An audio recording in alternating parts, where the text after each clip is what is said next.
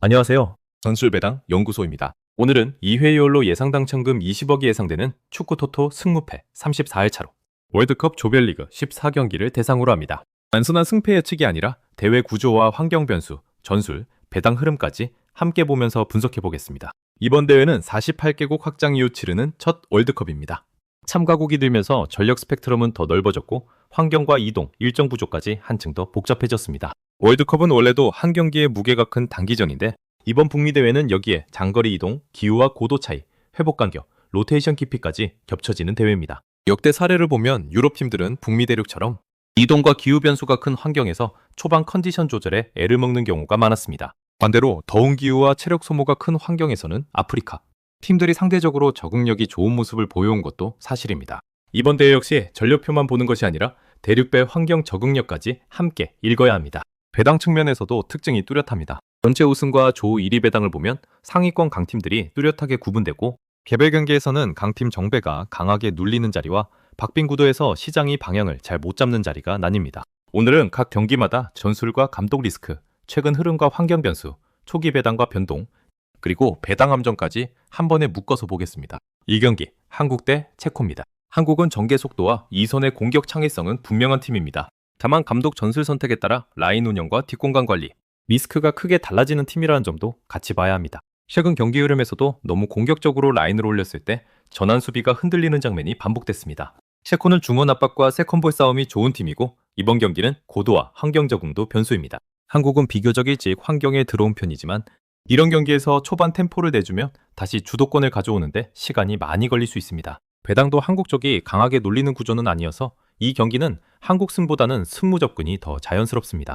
이 경기 캐나다 대 보스니아입니다. 캐나다는 이번 대회에서 조별리그 통과 확률이 높게 평가되고 있습니다. 전방 속도와 측면 전개, 세트피스에서 강점을 가지고 있고 환경 적응 부담도 상대적으로 적습니다. 보스니아는 수비 블록과 피지컬은 괜찮지만 장기전으로 가면 전개 속도와 후반 체력 유지에서 기복이 있습니다. 장거리 이동과 회복 리듬까지 감안하면 후반으로 갈수록 캐나다 쪽이 경기 템포를 주도할 가능성이 큽니다. 배당은 캐나다 승 쪽이 비교적 뚜렷한 정배로 형성될 가능성이 높습니다. 여기서 함정은 캐나다 단통과 대승 조합을 너무 쉽게 보는 것입니다.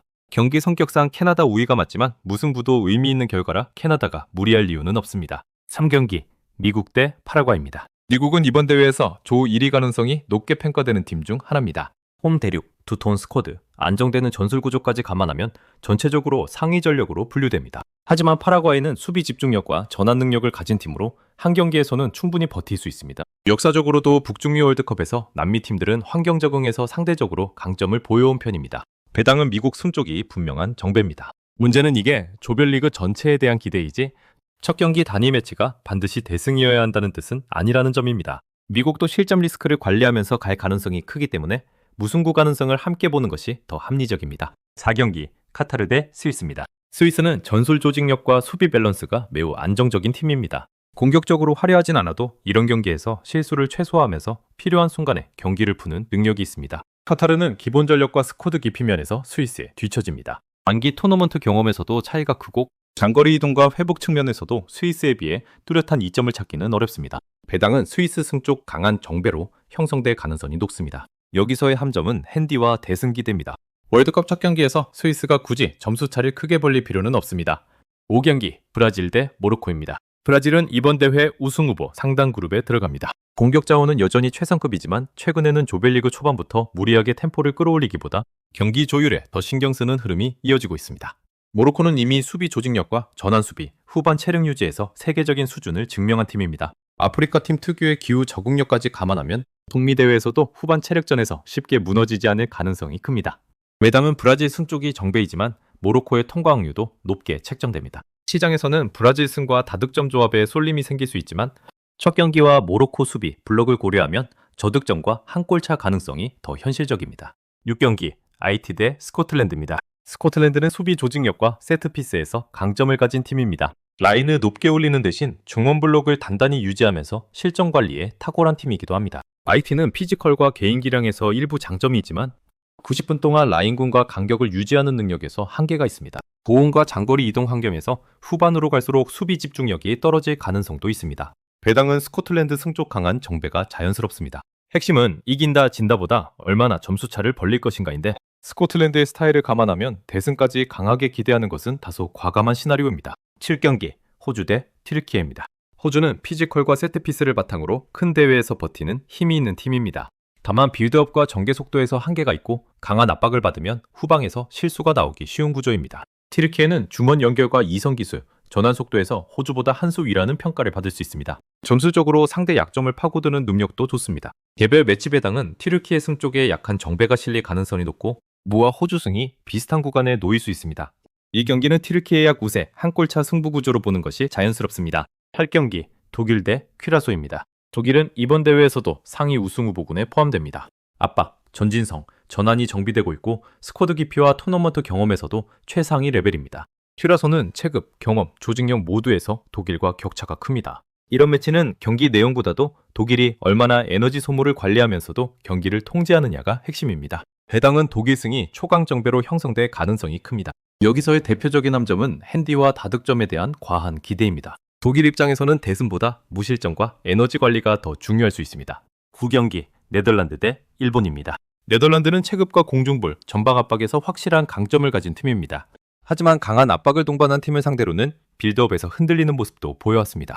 일본은 아시아에서 가장 높은 평가를 받는 팀으로 조직적인 압박과 빠른 전환, 짧은 패스로 경기 템포를 끌어올리는데 강점이 있습니다. 더운 환경과 장거리 이동에서도 비교적 안정적인 체력 관리와 전환 속도를 보여온 팀입니다. 배당은 네덜란드 승 쪽에 정배가 실립니다.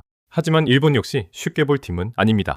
실제 경기 구조는 네덜란드 우세지만 무승부 가능성도 상당히 열려있는 매치입니다. 10경기 코트디부아르 대 에콰도르입니다. 코트디부아르는 개인 기량과 피지컬, 측면 돌파에서 강점을 가진 아프리카 팀입니다. 더운 환경에서도 활동량 유지에 능하고 후반까지 힘을 쓰는 능력이 좋습니다. 에콰도르는 남미 예선에서 보여줬듯 라인을 높게 설정하고도 조직적으로 압박을 유지하는 팀입니다. 양팀 모두 쉽게 무너지는 팀이 아니기 때문에 전형적인 한골, 저득점 구도에 가깝습니다. 배당은 양팀 승이 거의 균형에 가깝게 형성될 가능성이 높고 무승부 배당이 상대적으로 낮게 책정될 수 있습니다. 이런 경기에서 한쪽을 인위적으로 정배처럼 만들고 단통으로 가는 것이 대표적인 함정입니다. 11경기 스웨덴 대 튀니지입니다. 스웨덴은 수비 밸런스와 세트피스를 기반으로 경기를 푸는 팀입니다. 튀니지도 월드컵에서 보여줬듯 수비 조직과 라인 간격을 잘 유지하면서 승부를 길게 가져가는데 강점이 있습니다. 양팀 모두 실점 관리와 세트피스 중심의 경기를 선호하기 때문에 경기 템포가 자연스럽게 느려질 가능성이 큽니다. 여기에 북미 대회 특유의 이동과 기후 변수까지 더해지면 더욱 보수적인 운영이 나올 수 있습니다. 배당은 스웨덴 약정배, 무와 튀니지 승이 비슷한 수준으로 포지셔닝될 가능성이 높습니다. 이런 경기에서 유럽팀이라서 스웨덴 승을 기본값으로 가져가면 오히려 함정이 될 수 있습니다. 12경기 스페인 대 카보베르데입니다. 스페인은 점유율과 압박, 라인 컨트롤에서 현 세대 최고 수준의 팀 중 하나입니다.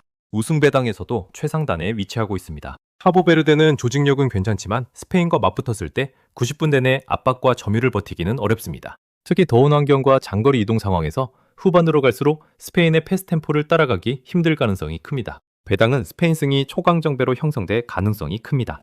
핵심은 승패가 아니라 핸디와 오버 쪽입니다. 스페인이 점수차를 벌릴 수는 있지만 대회 전체를 보면 과도한 에너지 소모를 피하려 할 가능성도 있습니다. 13경기 벨기에 대 이집트입니다. 벨기에는 세대 교체 과정이 있지만 여전히 중원과 전방에서 높은 퀄리티를 갖춘 팀입니다. 전방 압박과 빌드업 능력은 이집트보다 한 단계 위로 평가됩니다. 이집트는 살라를 중심으로 한 역습이 강점이지만 전체 빌드업과 점유 구도에서 벨기에를 안정적으로 제어하기는 쉽지 않습니다. 기후와 이동 환경에서는 이집트가 완전히 불리하다고 보긴 어렵지만 스쿼드 깊이와 전술 완성도에서 벨기에가 앞서 있습니다. 배당은 벨기에 승이 정배로 형성될 가능성이 큽니다. 다만 클린시트 전제를 너무 강하게 잡는 것은 리스크가 있습니다.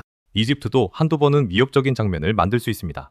14경기 사우디 대 우루과이입니다. 우루과이는 빠른 전환과 강한 압박, 라인 컨트롤을 바탕으로 월드컵에서 늘 다크호스로 평가받는 팀입니다. 사우디는 한 경기에서는 이변을 만들 수 있지만 대회 전체를 놓고 보면 전력과 스쿼드 깊이에서 한계가 분명합니다. 사우디는 기후 적응력은 좋지만 우루과이처럼 전환과 압박이 강한 팀을 상대로 라인 유지에 어려움을 겪을 수 있습니다.